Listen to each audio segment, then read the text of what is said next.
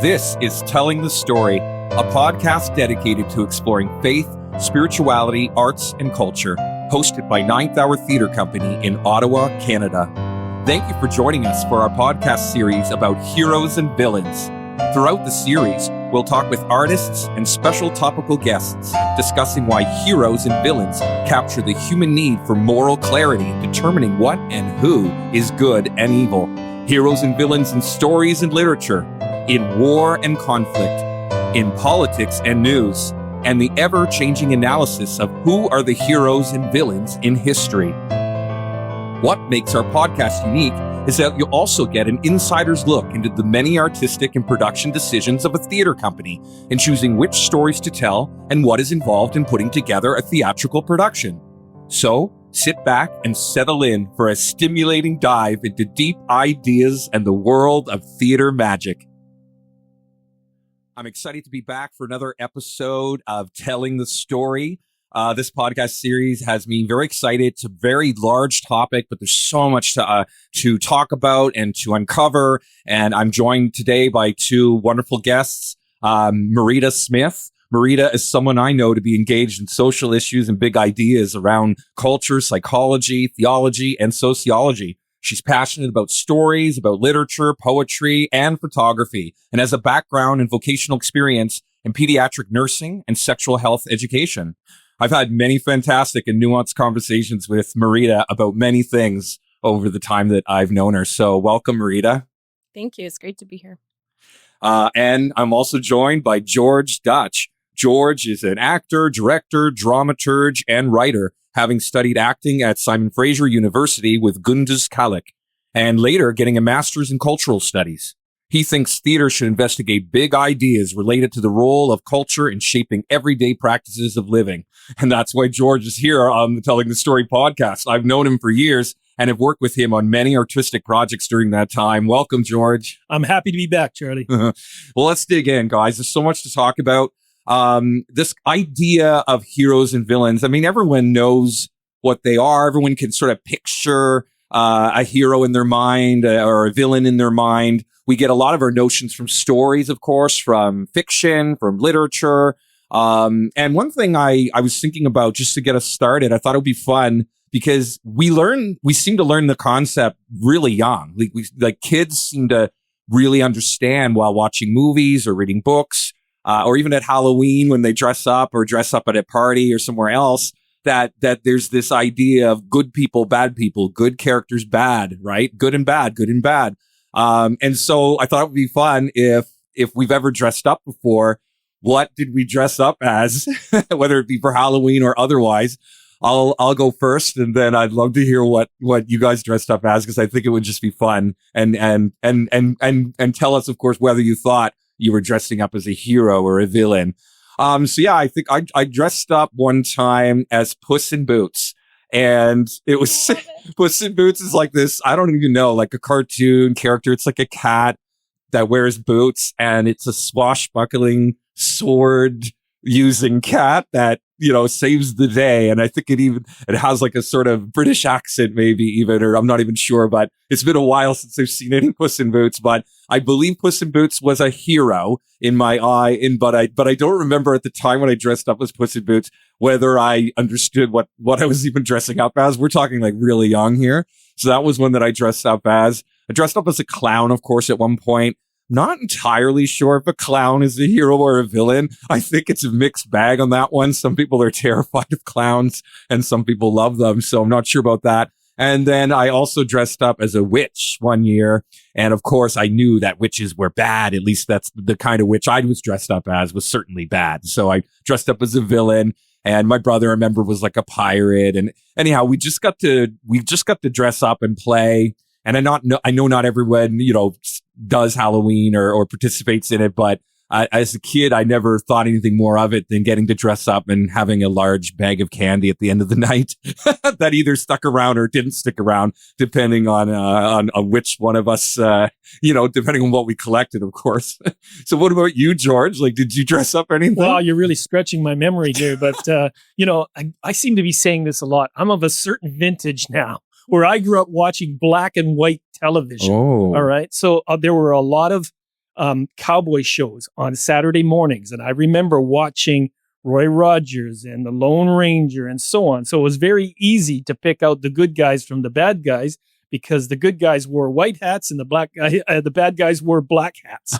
All right. So it was very quite literally, easy. you mean? Literally. Black hat, white hat. Because it was black and white TV. So it was white hat, black hat. Oh, white was good, black was bad. Oh, that's fascinating because there's a saying, right, of being a white hat or a white knight, or that's so interesting. Sure, and that color theme tends to be used over and over again. It's become a trope in many respects. Okay. Yeah. So I would dress up as a cowboy many times during Halloween.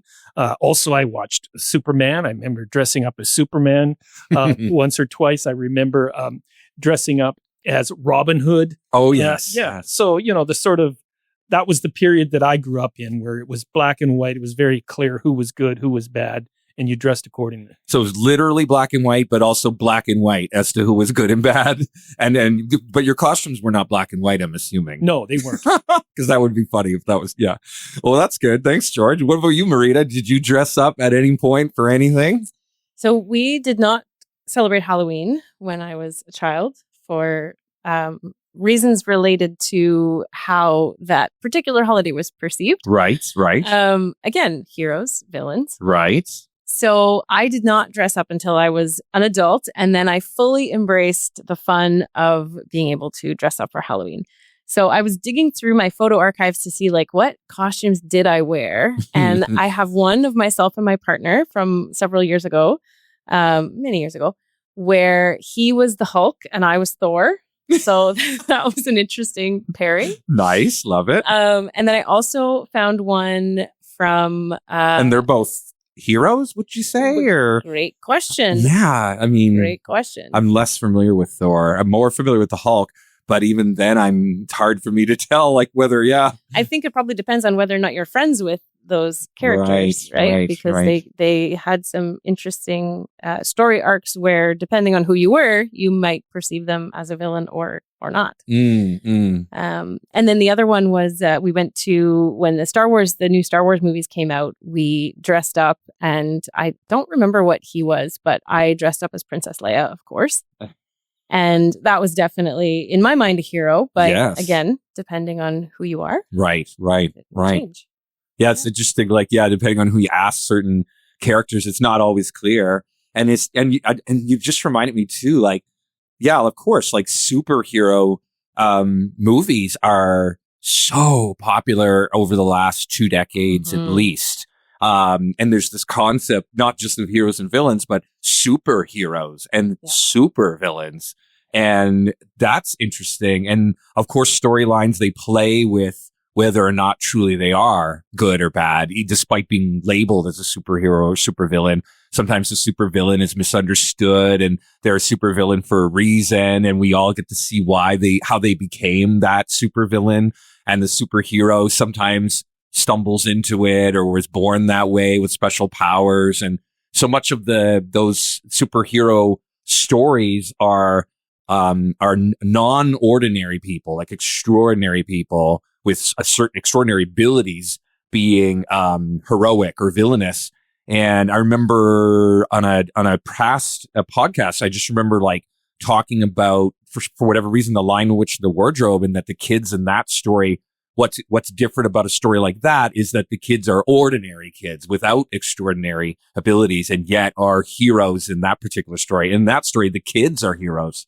So it's an interesting parallel to what is most common celebrated as someone with superpowers, and that makes them either a supervillain or superhero depending on how they use their superpowers, But I think it's interesting to think about that question of what are we looking for when we're going to see a movie like that? Mm-hmm. And I don't have the source, but I remember hearing something recently where it was looking at particular events in history that were happening simultaneously with particular movies that came out. And the response to that movie perhaps had more to do with the time in history and the things that were going on in the world than, the merits of the movie itself, whether it was really that much of a bestseller or whether people were really interested in that story because of what was happening. Right. It catches the zeitgeist of the times, as they say. Yeah. And I wonder if when we feel things being out of control and things feeling really confusing, that we're really drawn to a story that has a really powerful character that is going to save the day, that we can look to have that feeling of somebody's going to rescue. Somebody's getting rescued, at least. Maybe it's not me, but somebody's getting rescued, and I get to enjoy that story. Yeah, me too. Like, I definitely enjoy stories, movies where there's someone, even if they're not a perfect sort of person, like they're not angelic, their character's flawed, let's say, they got a flawed character, but ultimately they're like looking out for the interests of others, or there's on some level they want to help people, or they don't want to see harm happen to people. And they could be just like an ordinary character, right? Like whether they're a police officer or a teacher or something in the story. And I find that, yeah, I'm drawn to these stories where, yeah, you're rooting for them to succeed in their task to help people and stuff. Mm-hmm. Why do you think, like, so, and we like when we're taught about heroes and villains, right? Good and evil, quite young. And even if we're not taught it, we absorb it through culture, I would think, and we absorb it. Like, do you think it's good that it's sort of taught to kids about, there are good people, bad people, heroes, villains, like bad guys, good guys? Is it good that that's taught so young? And then also maybe like, what would be the alternative in it for a child's mind anyway, right? Because I think I observed that as adults, which is part of the reason we're doing this entire series, as adults, as a society, some of us don't grow out of seeing other people only through a lens of they're a villain or a hero, they're a good guy or a bad guy. So what do you guys think about sort of how we're taught, and like how do children absorb this and stuff? It's very interesting because children like us live in some kind of moral system that tends to abhor chaos and enjoys or likes or values order. So we're teaching children from a very early age what order is when it's based on good, and what disorder or chaos is when it's based on evil. And I think a lot of what we learn, at least when I was growing up, was based on stories that came out of the Christian narrative, because I grew up in the Christian West when there was still some notion of Christendom ordering society. That's not the case anymore, of course. But I think a lot of the tropes, the cultural tropes that we've ended up with in terms of heroes and villains come out of those narratives, those biblical narratives, out of the Christ narrative. So the self-sacrificing hero, for example, is based on the Christ paradigm. Right. The person who absorbs evil rather than fights it or inflicts it. Right. There's redemption through suffering, right? That wounded healer kind of person. You referred earlier to The Lion, the Witch, and the Wardrobe. Well, Aslan is that kind of hero. And the White Witch is definitely the villain in that piece, and it's very clear. Then also we have the chosen hero, the one that's called to be a hero, right? Like David in the Bible, or Moses, or even Mary. They didn't choose to be the hero; they were called to be the hero by a transcendent authority. And quite frankly, ordinary people with weaknesses, not really who you'd expect. Like David was kind of like the youngest, the runt of the litter, just a shepherd boy. Right. And we see that story replicated in the King Arthur legend. Right. King Arthur is a weakling little boy who has the strength to pull the sword out and become the king, right? And maybe you guys can think of some other examples of these tropes.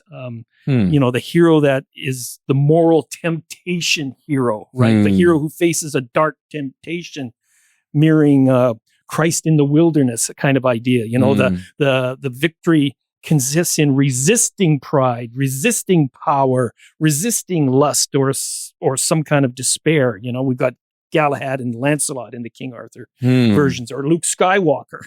Right. The humble, lowly hero. The one that is chosen that's lowly, like David the shepherd boy, right? And the hero begins in obscurity. This is a very common trope in movies, for example. Strength is found in weakness, this kind of thing. These are different hero archetypes, you mean? Yeah, they're tropes, that we see them replicated over and over again in stories throughout our culture. And, we can talk about the villain tropes in a bit if you like. Yeah, that's what I'd have to say about that. Yeah, I think to answer the question of is it a good thing that we teach children good and evil in this way? I think certainly, like from a developmental perspective, children are very interested in learning categories. They're interested in, is this a good guy or a bad guy? In fact, my nephew, who's 5, asked me that just recently. Who's the good guy? Who's the bad guy?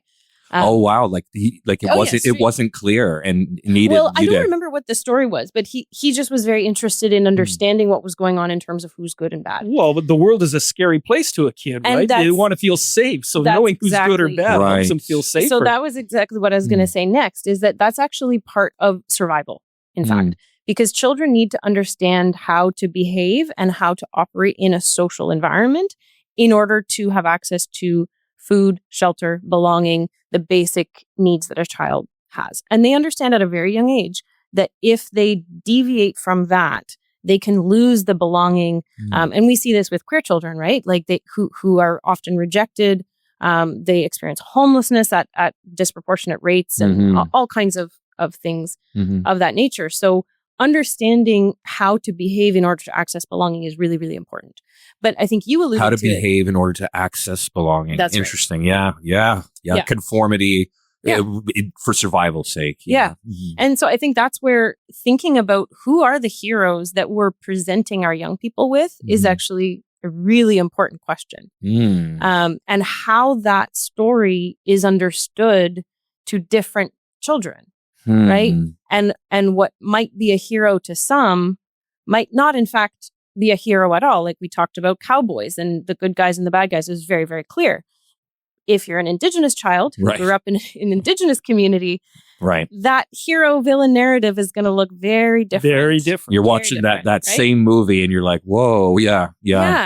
And so that's, I think, the maturing process as adults of asking the question, who is telling the story about this individual? And if they're being presented as a hero, what are they being presented as a hero for? You talked about people who are resisting power, who are absorbing suffering rather than perpetuating suffering, right? Like thinking about how this hero is being presented and who is telling the story and questioning some of those narratives. In fact, if this person is being presented as a hero by a particular structure of power, whether a political system, a religious system, who is that narrative serving and who is it not serving? And I think if we fail to do that, we get stuck in a developmental stage of good guy, bad guy, and we want really simplistic answers. And there's a lot more to say about that. But much to say about it. I'll leave it there. But it does emphasize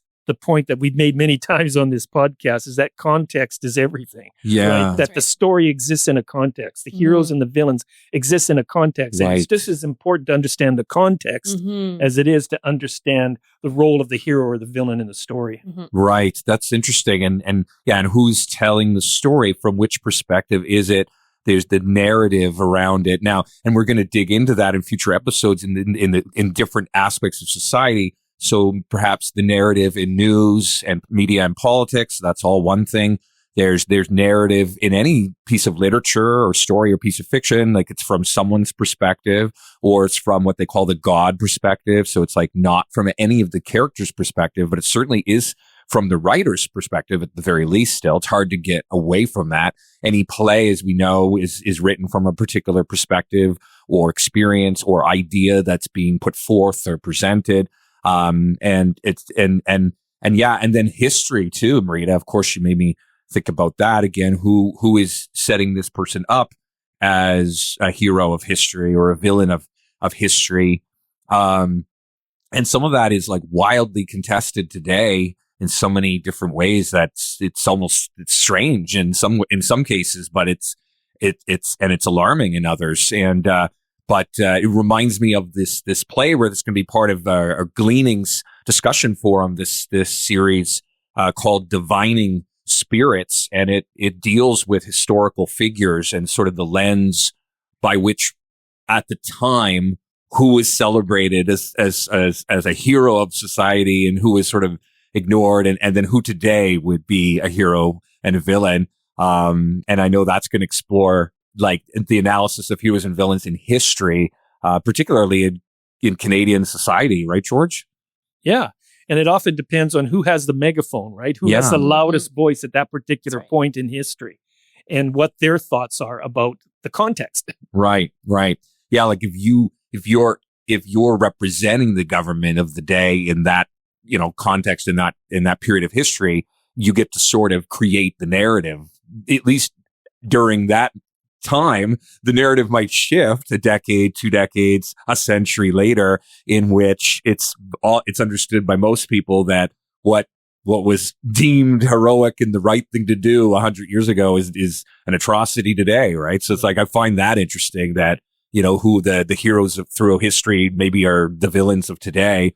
And it could be true that the villains in history are the heroes of today. There's certainly a lot of that going around too, so.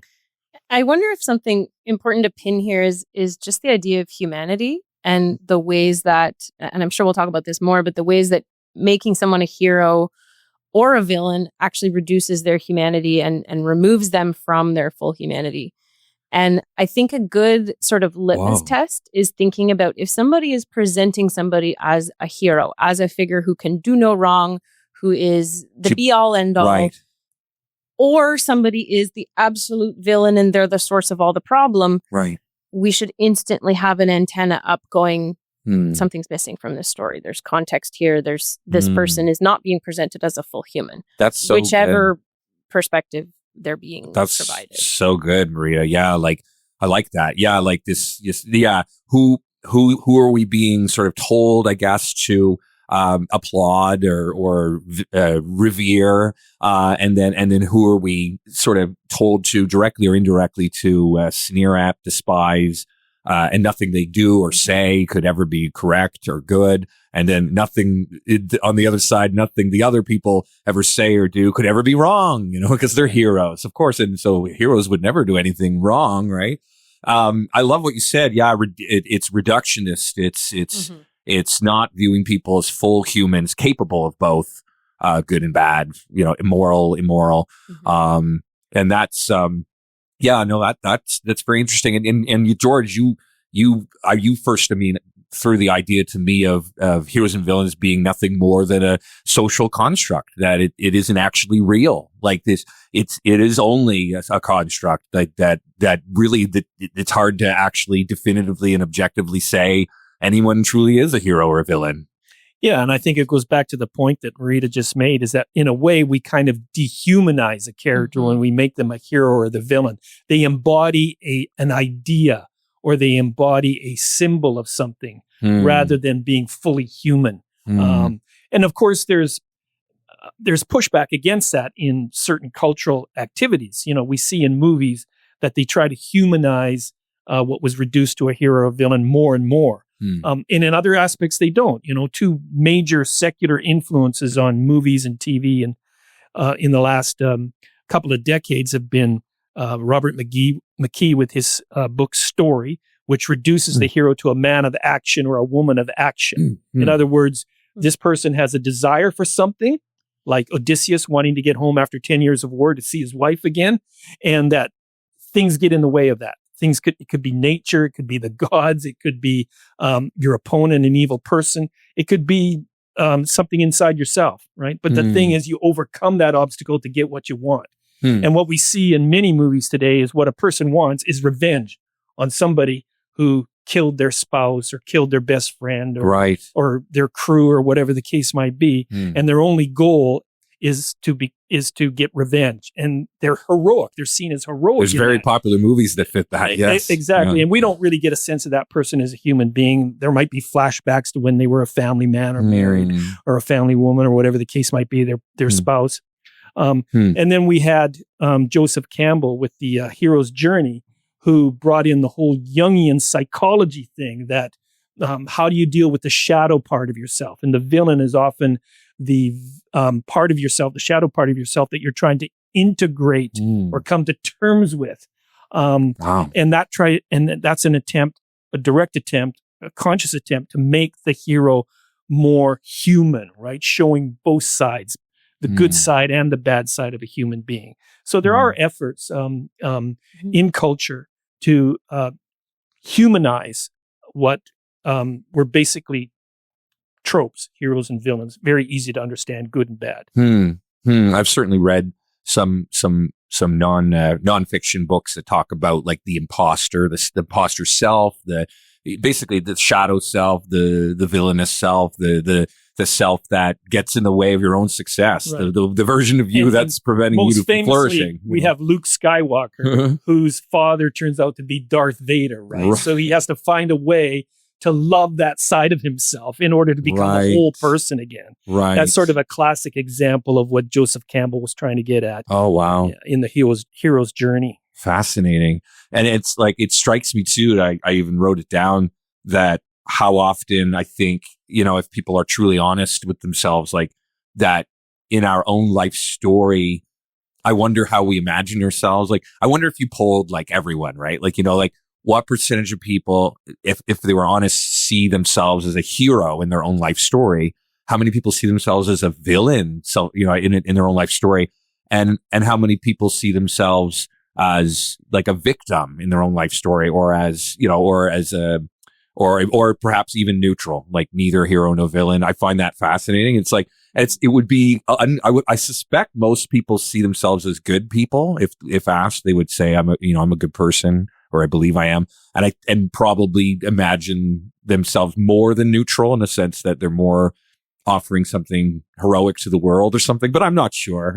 Again, you'd have to do a magical poll of everyone to get that and somehow dig through any dishonesty, but that would be hard to do. But I don't know. I wonder about it sometimes, like how we view ourselves in society, right? In the world and in our own life story. Do we even see each other or see ourselves on a journey or in a story? I don't know, like the great story that we're in, or are we nothing more than individual stories, or are we part of the same story together? I have to think. I mean, you know me, telling the story, I can't help myself. Marita, you mentioned earlier that you dressed up as Princess Leia. So what other female figures do you turn to for as that you consider as heroes, or people that you admire, wanted to emulate? Yeah, it's a great question because, it's easy for guys, right? There's lots of guys. There's a lot of them. And I want to go back to something Charley said at the very beginning, which was, you mentioned witches. You mentioned dressing up and kind of the concept of witches.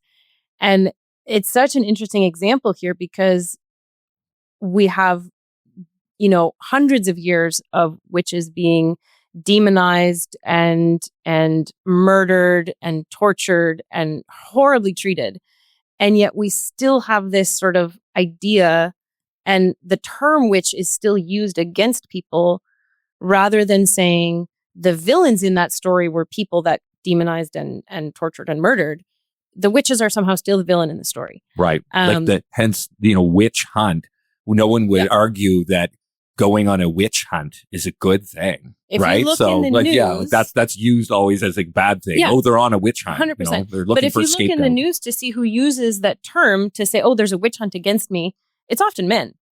And not to say that men were not hunted as witches, because they certainly were, but it was predominantly women. And it was predominantly women who were doing things like midwifery, healing work. Yeah.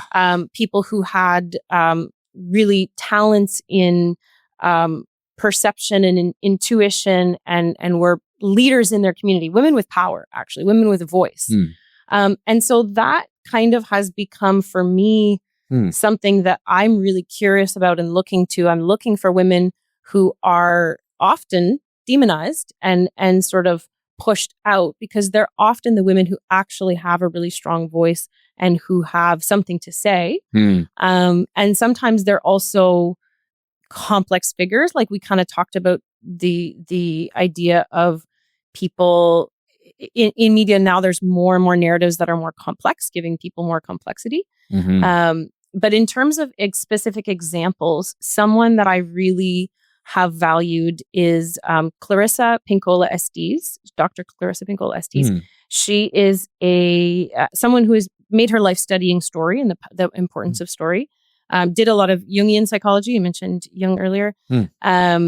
And she works with people who have experienced torture and does psychotherapy. Wow. But also is a storyteller. And she has explored Indigenous stories from all over the world and really looks at how there's a lot of mirrors and echoes of different parts of the world in story. And I think, we talked earlier about children and how children perceive the world and how children learn. And I think we learn so powerfully through stories, which is exactly why we're here on the Tell Your Story podcast. Yeah. And I think digging a little bit deeper past the sort of, we're talking about the Marvel universe and the, different sort of media empires that are really popular, that are really in our faces, and looking for some of the stories that have been maybe hidden and a little bit more underneath the surface. For example, we have, we all grew up with fairy tales, and most of our fairy tales come from the Grimm brothers, who rewrote from a Christian perspective, or at least at the time, the sort of Christian understanding and the more cultural aspect of that, rewrote a lot of really old stories that often had really complex characters. They often had a witch in the story who had some wisdom, had power, had something to share with the community, and who might have been a really important person for the hero of the story to encounter and learn from. And in the Christianization, those witches were turned into villains in ways that they weren't in the original story. Interesting. So, for example, Ursula in The Little Mermaid, there's other tellings of the story where she's a character who provides something, but doesn't sort of take away the voice in the way that we see it in the sort of original retelling. Story. It's not necessarily that they're a good character necessarily. They're maybe more neutral, but they're an important piece of the story rather than being the terrible, awful, horrible character. Right. So that was a very long answer, but that's but you're kind of a. I like but you're correct. It's sort of the oversimplification, of the Disneyfication, perhaps, of what. It's funny, like when I dressed up as a witch as a kid, the only concept of which I had was the sort of Disney witch, like that's all, or the Wizard of Oz witch, where the pointy hat, the "I'll get you, my pretty, and your little dog too." And of course, now we have Wicked, the sort of the prequel to that story, in which, are people born wicked, or is wickedness thrust upon them? And it's asking this question of like, how did the Wicked Witch of the West become that way? And I didn't know that about Ursula. That's interesting. And that's Hans Christian Andersen, isn't it? Little Mermaid, I believe. So, that's interesting. The simplification, right, of characters. And we do that for kids in a sense. So I guess, why do we do that? Is that a good thing that we do that?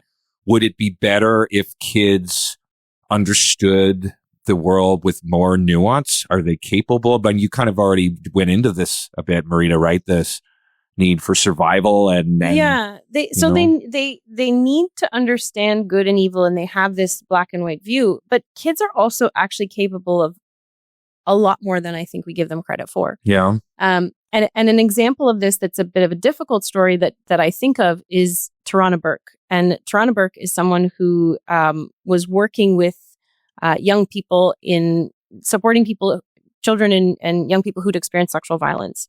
And she was working from a Me Too perspective. She really initiated her work using that idea of Me Too long before the hashtag went viral in 2017. Oh, okay. And in her book, Unbound, she tells the story of her own abuse when she was a child, and she was 7 years old. And she was abused by an adult man. And in her 7-year-old brain, she made the decision that she would not tell her father because she understood that her father would be protective and take matters into his own hands, and he would probably go and harm the person who hurt her. And she was concerned he would go to jail. She was a Black woman, and she understood the implications for a Black man. Okay. So at age 7, she made the decision to not choose protection for herself and choose protection for an adult. Right. And so children, I think, can, particularly children who experience the horrors of the world in ways that children who are more protected don't, they make these really complex decisions about the world. And I think we often try to protect children by keeping information from them in a way that feels like we're protecting them, because that would be too scary. It's too scary to talk to white children about racism. It's too scary to talk to children about sexual violence. When the actual violence that happens to children is very real, and is something that we don't really have a good handle on dealing with. And so I think we do children a disservice when we don't give them the credit for being able to understand the complexity in a story where, you know, a lot of those fairy tales have really difficult, I mean, Hansel and Gretel, they get stuck into an oven, right? Like the fairy tales were intended, that one was I think, scary. yeah, because children learn through story, and before we had the written word, we had only oral tradition, and that's how children were taught about the world in order to protect themselves and learn how to navigate a complex and violent world. Yeah, and certainly our views on children throughout the last several centuries has shifted, and you know, like, you know what I mean? Like, just, I mean, even I remember Charles Dickens writing, sort of trying to draw attention to, you know, children are more than just workers, you know, and it's, I wonder if that shapes things too. Just how do we view children? Like, what is their value, right? Are they servants to work on the farm? Are they precious gifts from God? Are they a bit of both? Are they? Yeah, it's interesting how we shift how we even view children, and that probably influences how we raise them and how we want them to see the world. And that's interesting story, Marita, for sure. Do you think we need, talking about adults now, do you think we need heroes and villains? We talked about it being maybe a bit of a social construct. If that's true, like for the sake of argument, for the sake of discussion here, who is deciding who is a hero and villain? Like, who gets to decide that? If it's a social construct, where's that coming from? Like, who is deciding that? You are listening to Telling the Story, a podcast dedicated to exploring faith, spirituality, arts, and culture, hosted by Ninth Hour Theatre Company in Ottawa, Canada. We'll return in a moment with the rest of our discussion. Ninth Hour Theatre Company presents Beauty Will Save the World, a brand new musical audio drama for the whole family.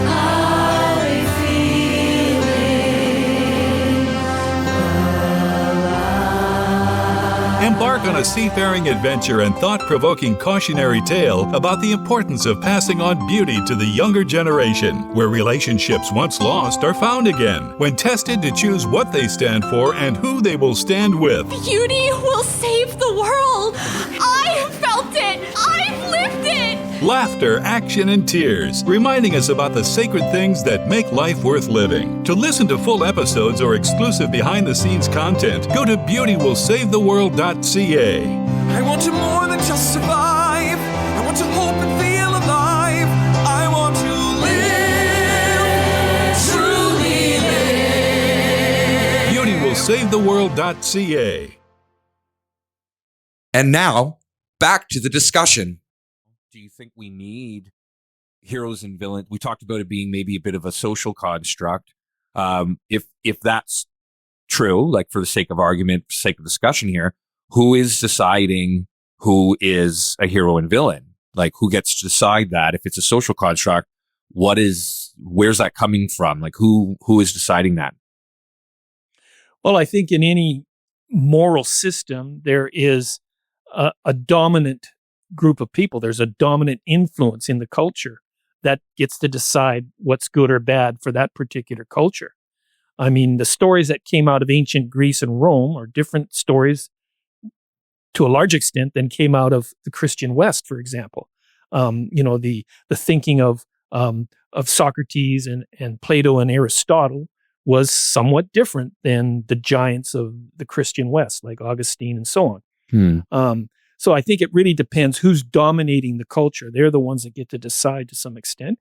And then there's always those people, those minorities on the fringes, on the margins, who start to creep in more towards the center because they've got a different point of view, and they start to acquire more influence one way or another. And then their narratives start to infiltrate the dominant narrative and influence it, and sometimes supplant it. Right. And we were talking earlier about the heroes of, Confederation that started this nation, like John A. Macdonald. Well, now his statues are being torn down, right? Because there's a different group, a different dominant moral system out there that sees his heroics differently. Right. Yeah. That, and we're hopefully going to dig into that a fair bit in in an entire podcast of the heroes and villains of history and the ever shifting sands of that analysis and who gets to decide. And I think the recent phenomenon, I don't know if it's recent, maybe it's always gone on, but the changing of statues, the toppling of statues, the renaming of, streets and things, it's certainly a response to something, but it's also a shift in how history is viewed, which is interesting. I find it very interesting. And the play, like I said, brought it up earlier, the play Divining Spirits, it's going to be part of our Gleanings forum discussion, that it deals with two historical figures, one being the sort of the architect of residential schools, as working for the government, part of the government, and then one being a doctor, visiting and reporting back and not really being listened to. And yet at the time, the one representing the government, the poet laureate of Canada himself was the hero of the day. And then the doctor was kind of maybe ignored, but now the doctor is widely celebrated in many circles as heroic, as having stood up to say the right things, and the other guy is totally not celebrated. And I can't wait to put that, to have that gleanings, because it's going to dig into, something very relevant for Canada, something very, very black and white, like flip-floppy sort of in the narrative of who's a hero and who's a villain. So that's what I was sort of like asking, like, what do you think, Marita? Like, who gets to decide, like, who is a hero and villain? Who gets to decide it in history, in the current politic and news, in war and conflict, in crisis? Like, who gets to decide? Who benefits from these decisions? Is it useful to have heroes and villains in a crisis, particularly for social cohesion purposes? Or is it manipulative and not useful and makes a crisis worse? I mean, what are some of your thoughts on this idea of social construct? And I think as you're talking, it seems like it's clear that power is given in different directions. So someone who works for the government, someone who has a large microphone, someone who has access to people who will make the story really palatable and really widely accessible, that gives a particular power to the narrative. Mm-hmm. But I think what I'm also interested in is how we give a narrative power from the other direction. So, yes, for example, tell me more. A movie comes out. Mm-hmm. You have to go to the movie and you have to buy tickets in order for that movie to be successful. Otherwise, the story's not told and nobody hears it, right? Mm-hmm. So when it comes to kind of what you're referring to, there had to be a real effort of people. In this case, there was a huge effort from Indigenous people, right, to tell their stories of what happened to them in residential schools, and to sort of unmask some of the things that were being covered up. So there's a power that can be built. But I think what is also interesting in terms of the heroes is that I think we can use heroes as a way to show what our aspirations are. So we can look to a particular person as a hero because that's who we want to be, or that's who we want to emulate. Like we view them as sacrificial, maybe, and so we think that's worth valuing and worshiping or whatever. Yeah, okay. and I think there's a lot of value to that in terms of building energy to say, hey, I can be better than who I am. I can work hard. Like that. We think of sports heroes, right? Like if I work really hard and I wake up early and I train really hard, I can also achieve success. Right? If I see someone, I work as a nurse. If I see another nurse that is doing their work in a particular way, that is going above and beyond, that is showing characteristics that I want to emulate, it can make me a better nurse. I think of that as leadership.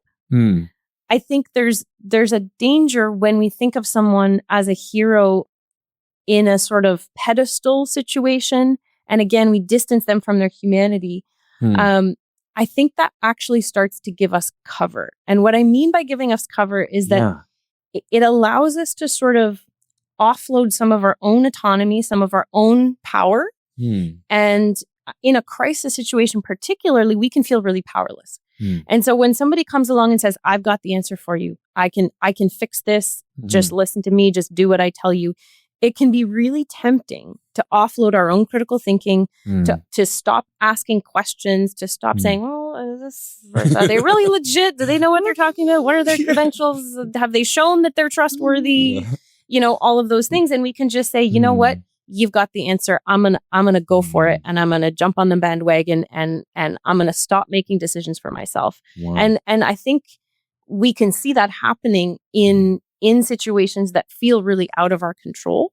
And we truly do need heroes and villains in situations where we feel it's out of control. Like the human needs it.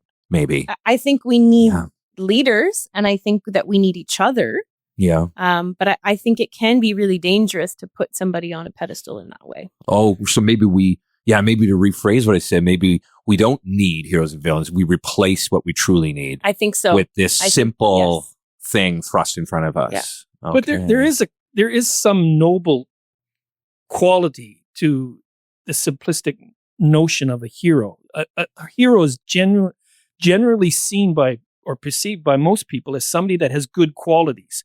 The issue really is then, how do you define goodness? What's the goodness? Right. The people that define the goodness are the ones that get to decide who's a hero and who isn't, right? But we tend to admire people or even idolize people for courage, right? For outstanding achievements, like in sports or athletics, for their noble qualities, the noble actions that they take. And we tend to think of those things as good things.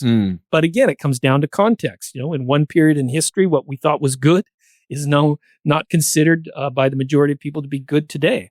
So whoever has command of the definition of goodness in a particular historical moment seems to get to decide who we worship as heroes. Who are the saints and who are the sinners today, so to speak.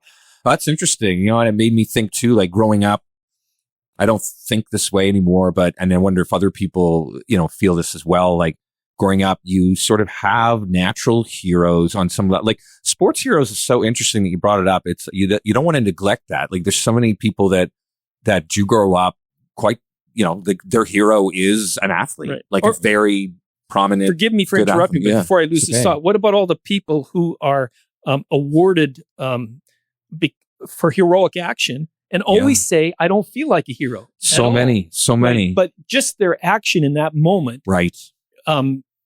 We admire it. No, that's and right. we want to reward it. They're celebrated for something that they didn't think was extraordinary. Exactly. They were just doing their job or... Like they're more aware of their shortcomings, weaknesses, and faults than we are. But that particular action was noble in that moment. Right. And we recognize it as being heroic. What's wrong with that? That's simple and clear and a good thing. That's right. No, that's true. And we grew up sort of in a black and white way, seeing like police as somewhat heroes, as people, soldiers and military personnel as heroes. We the highway of heroes we celebrate the heroic going to war and the narrative of fighting for our freedoms.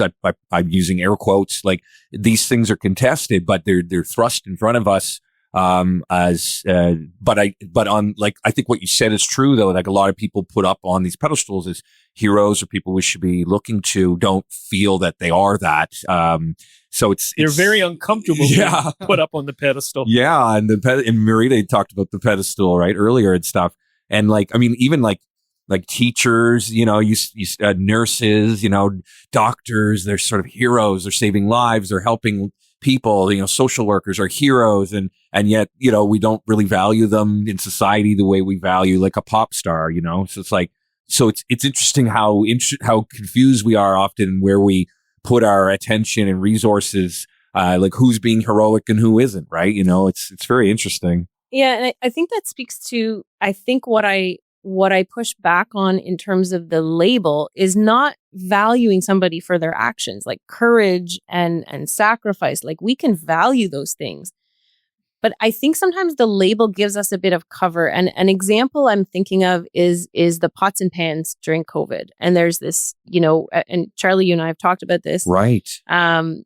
There is a way that we can use a label to perform, to really put people on a pedestal that it isn't anything material. There's no material value for me as a healthcare worker who's working through COVID. Yes, it's nice when people acknowledge the work that I'm doing, but what I really need is for my material conditions and my resources to meet the needs that I have. Right. And I think, you know, you talked about teachers, you talked about nurses. Those are two professions that are chronically underfunded, chronically overworked, and are put into dangerous positions all the time, constantly, and not valued for it. You know, you talked about police and military. They're asked to put themselves into physical danger and, you know, treated in this way that is devaluing of their life and their material safety, but yet they're treated as heroes. So to me, the interesting using the label can be a catch-22 because we can say that we're valuing something, but we're not actually treating people with value. Right. And I think that's what I have an issue with. And I just think we need better paradigms to say, if we value somebody for their actions, if they've truly done something that is sacrificial and heroic, we should reward them with material conditions that help them to do that more, to help them to use their leadership in a way that clearly there's someone who should be a leader, and we should give them the ability to continue to do that. Right. It's almost like a making up for this, like you're not giving the material support, you're not improving the circumstances, and you make up for it through just kind of like rhetoric, banging on pots and pans. You sort of make up for it with performative sort of support, which is very interesting, you know, like, especially in like times of crisis or whatever, you know, you do anything to sort of, we need heroes in times of crisis. Of course we do. But as you were saying earlier, Marita, like, it's just interesting that I don't know if that's helping the nurses to be championed as heroes. Like, it's not materially helping them. That's for sure, you know? And then perhaps there's also the danger, of, we see, whether it be, you know, nurses during COVID, or whether it be sports heroes or famous people who've done all sorts of great things, or pastors or ministers have done all sorts of great things in their life, and aren't they the best, and aren't they just great? There's this danger of when the curtain is pulled back and they're not the hero we thought they were. And it could be as simple as the nurse is tired and maybe a little cranky, and isn't this perfect saint of a nurse helping you in this emergency room in the moment because she's been working for 13 hours already. But it could be something more extreme where you're like this celebrated public figure, and then now you've been caught in something actually kind of criminal and completely off of what everyone thought you were. So when heroes fall, what does that do to us? Like, what is that? That seems part of the danger of heroizing. That's not a word, but we need a word. Heroification of people, as that heroes can come and go, heroes can fall, heroes can quickly become a villain with the shift of the society. I think that's such a good point, because heroes can fall but be redeemed. Yeah. Villains can't be redeemed. They refuse the grace that comes with redemption. We're talking a lot about heroes and not much about villains. I know. Well, you remind me of course, another great story, Les Miserables, right? Where it's compelling because the hero of the story, Inspector Javert, is on the side of the law. I mean, he's a police officer. And Jean Valjean steals a loaf of bread to feed his starving family and is put in prison for like almost 2 decades or around 2 decades. And then even after he's released from prison, is just like hounded mercilessly by Inspector Javert.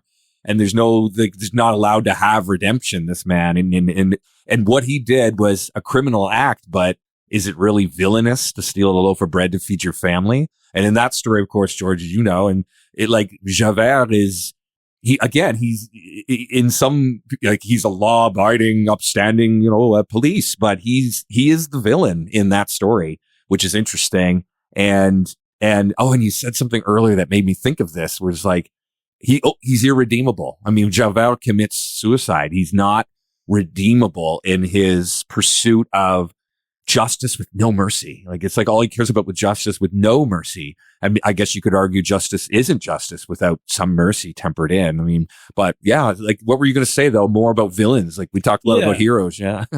Yeah. I think, again, to simplify things, a hero is somebody that brings into the world more love or peace or order of some kind, right? There's an ordered love that they champion and that they represent, that they nurture, that they bring more into the world. And a villain does the opposite. They bring disordered love into the world, if you want to put it that way. They bring a lot of disorder. Destruction, maybe? Destruction and chaos and just, the dark side of love. They might care for somebody, but they don't care for them lovingly. Their pride gets in the way, or their desire for power, or their desire for, their lust, or whatever. So villains, it's a lot easier to talk about villains in some sense than heroes because they're such a big part of our culture in movies and books today, especially the redeeming of villainous characters, right? And we say this all the time in theater, of course, way more fun to play a villain. Like, it's a riot. It's a hoot. Everyone wants to play like the villain. It's almost boring to play like the good hero person. It's interesting. Yeah. Yeah. And some of the biggest cultural, heroes are today, or people that are lionized or idolized, tend to be quite villainous, whether they're in The Sopranos or in The Godfather or Dexter or whatever. The anti-hero kind of, in a sense. Yeah, exactly. They're actually villains because they're responsible for the murder of dozens and dozens of people. Right. But they're kind of admired. Right. They're kind of considered noble. Partly because there's a redemptive quality to them. Somehow they're being redeemed through these actions they take, or because of the relationship they have with their family, or to a particular moral code. Like the church-going, loving father who's a mobster, but boy, is he great with his family, but his enemies, whoa, look out, and going to church on Sunday morning, like the classic sort of mobster villain that we happen to sort of almost root for as we watch it. It's interesting stuff about that. And yeah, I know you lit up earlier, Marita, about this idea of once a hero, and then sort of like this one action permeates through. Maybe they've lived their entire life doing great things, but they did this one horrible thing. That's one example, one immoral, horrible thing. There, of course, the political examples of the former leader who was once championed or voted in or loved. Maybe when they're gone, they're sort of forgotten and people make jokes at their expense. It's sort of like once a hero, now a villain. It's so common. They were the savior of the country. Now they're the tyrant of the country. Yeah, it's like you have to topple their statue, and yeah. There has to be a regime change. Yeah, and we kind of don't know what to do with this fallen, irredeemable hero, like the public, the beloved sitcom actor who does all these wonderful things, and then they do a heinous thing, and then it just kind of like ruins your view of them. But it goes back to like, maybe we shouldn't have worshipped or looked up to this person in the first place, because it takes away their humanity, because of course no one is perfect and pure and awesome, including all, like priests and church ministers and all these things. If we look up to them with childish eyes, like they can do no wrong, they can say no wrong, we're doomed to be disappointed, I think, right? Yeah. And I think like people need to be accountable for their behavior, certainly if they do wrong. But I think we need to be accountable for putting people on pedestals. Yeah. Because when we distance someone from their humanity and we put them on that pedestal so far away from it, their wrongdoing doesn't affirm their humanity, which we're all humans. We all do things that hurt people, and we all do wrong things. Instead of affirming like, oh, they're a human and they did something wrong, and maybe I won't, I'll change I won't, like, thinking of that nurse that I'm looking to say, oh, I want to work like her.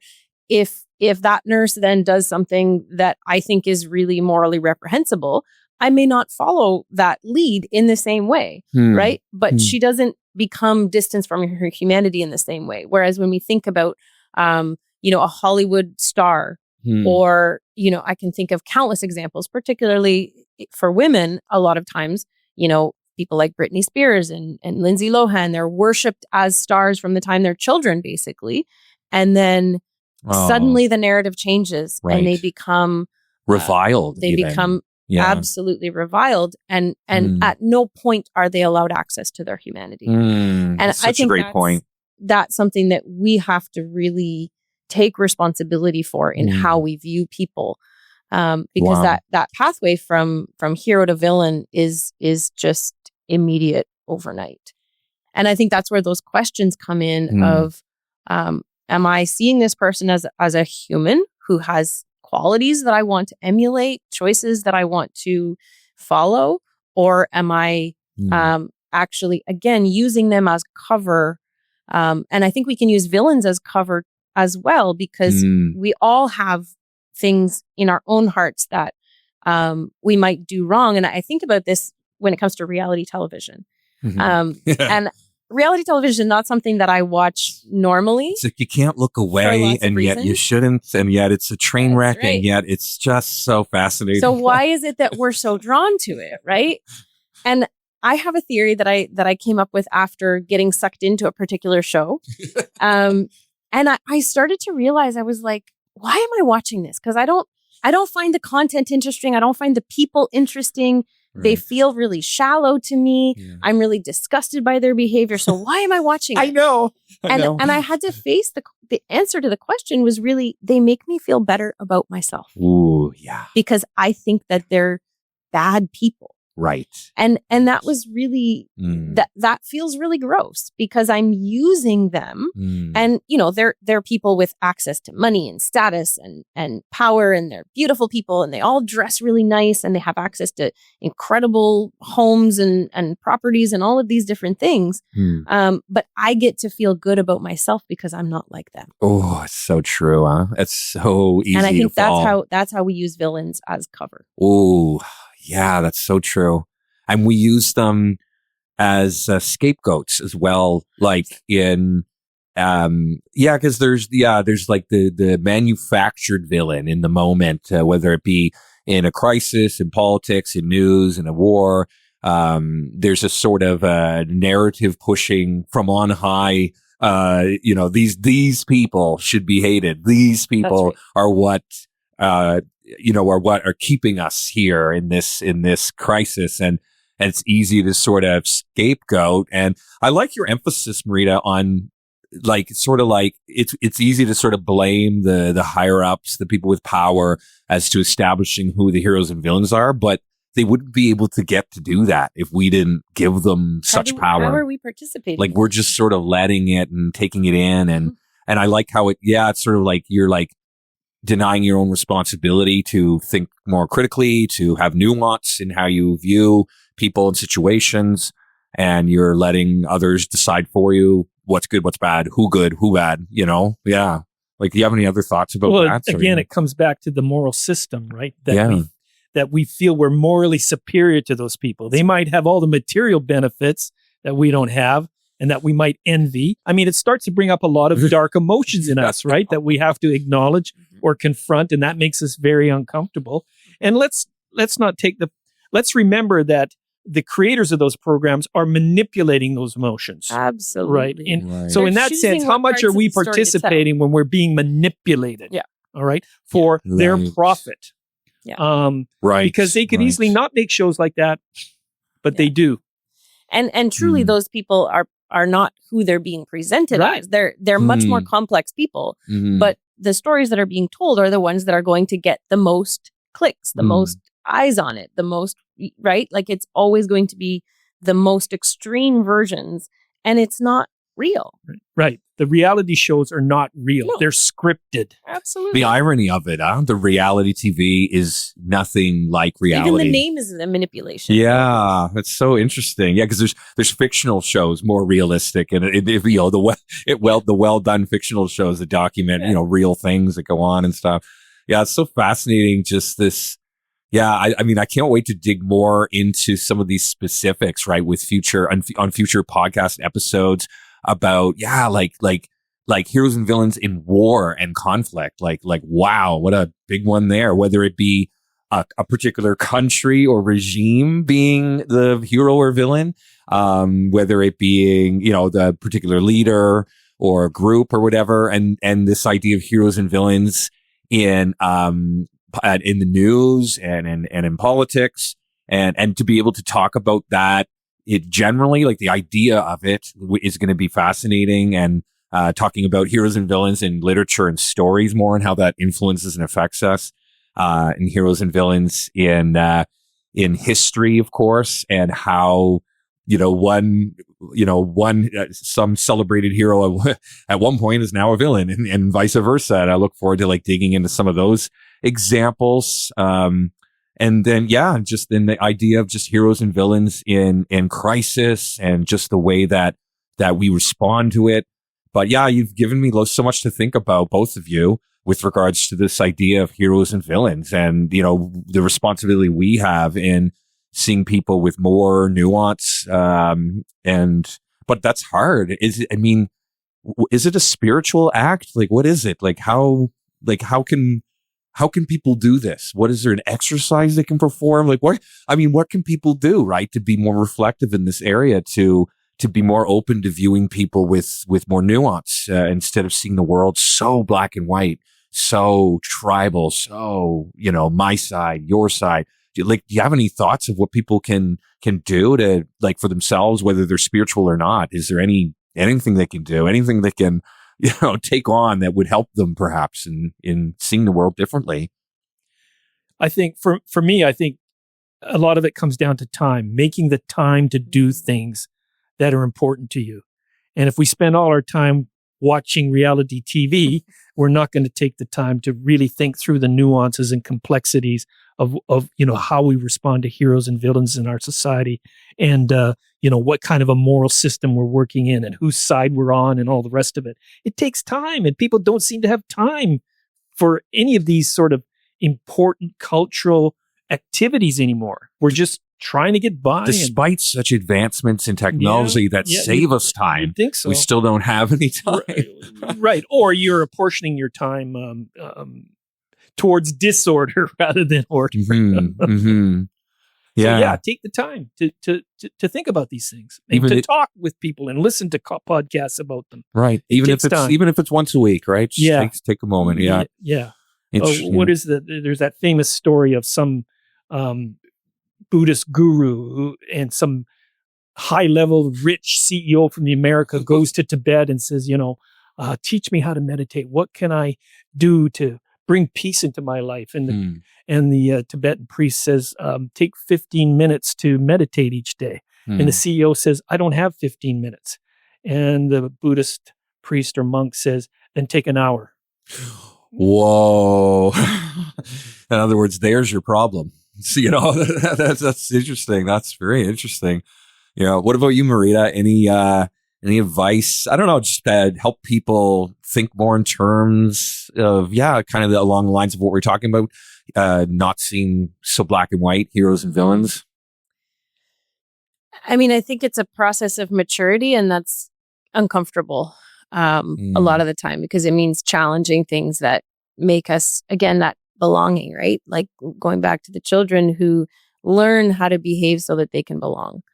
And sometimes that process of sometimes it means being disillusioned by people who we placed on a pedestal and thought were heroes. And instead of, waiting for something to bring them crashing off their pedestal, what if we saw people in a little bit more of their full humanity? And the same for villains. Not allowing ourselves, and this goes whatever side of the political spectrum you're on, whatever kind of views you have, it's really easy to allow the narratives to place people of different viewpoints into that villain category where it's all bad. And somebody that I think does this in an incredible way that I'm so in awe of, again, somebody who I look to as a leader, not a hero, is important difference. Important difference. Dia Khan. And she's a filmmaker, a documentary filmmaker who grew up in Norway. I don't know. I forget where her family's from, but she's not a white woman. She's brown. And she speaks to white supremacists. She speaks to people who have abused, sexually assaulted people, and somehow manages to speak to them as humans and call out their humanity from them. She asks them questions about their lives, about why they make the decisions they make, why they have the beliefs they do. She confronts them with her own humanity. She'll read to them things that people have written about her and say, and ask them to respond. And what she manages to do is to evoke their humanity. And so instead of seeing the white supremacist as just villain and nothing else, you can see them as someone who experienced abuse, experienced rejection. Right. And it doesn't make their behavior acceptable. It doesn't mean, we should just feel sorry for them. But it means that we have to take a more honest look at our issues in society from a perspective of who are the people, the humans behind these ideas. And I think it gives us better tools to think about how to shift and change and imagine a different world where people are not put into categories of heroes and villains, but simply allowed to be humans. And maybe we can work together to be better humans together. That's a lot of really big ideas. But I think people like Dia Khan, I think, are showing a way to do it that is not easy. I can't imagine what it's like to sit in a room with people who want you to die. But I think we need to listen, even when it makes us uncomfortable. I think that's a big something I'm working on for myself. I don't find it easy. It's very hard. I couldn't do what she does. Yeah. Like if someone or their ideas challenge something you deeply believe to the core, it's very hard not to get rattled and it's just very hard. And I love what you said. It's important not to just, so in other words, it's not just important to not put people on pedestals and to see their humanity instead of putting them on a pedestal, but the villain as well. Don't put them, what's the opposite of a pedestal? They're in the trash. I mean, I don't know. Humanize them? It's important to humanize who you perceive to be the villain as well, because they too were once a child. They too had hopes and dreams. They too were born into this world. And I'd follow up with exactly what you just said. Like, be curious, be bold to meet people that you otherwise wouldn't want to hear from or talk. Get to know why they believe what they believe, and often you'll unpack a bit more of their humanity, and there won't be just an avatar to you. There'll be something like someone who has reason, even if their reasons are flawed as to why they believe or are the way they are today. They might still have a reason, and it might make you shed a tear for this person you perceived as a villain, because you just don't know their story. And again, as you pointed out, it doesn't excuse their current behavior, Marita. It's always important to distinguish that, but to see them as a human, right? Not on a pedestal, not in the trash, not a problem to be dealt with, and not someone to be worshipped and revered. Yeah. Kudos to Ms. Khan for taking that time to get the story behind the story, to sit there with those people, and listen to them and draw out their pain, to understand what their particular woundedness is. That's heroic. Yeah. Wow. Such a great example. Yeah. Well, this has been a wonderful conversation. Thank you both. We just dug in. We just feel like we barely scratched the surface. And then thank goodness there's 5 more episodes. So thanks, Marita, for bringing so much wonderful ideas. It's great having you on. Yeah, this was a fantastic conversation. Thank you. And thank you, George, once again for being part of this discussion. Oh, yeah, it was a pleasure. This has been Telling the Story, a podcast dedicated to exploring faith, spirituality, arts, and culture, hosted by Ninth Hour Theatre Company in Ottawa, Canada. Thank you for joining us for our podcast series about heroes and villains. You can listen again to this and all our podcasts through YouTube, Spotify, and directly on our website, ninthhour.ca.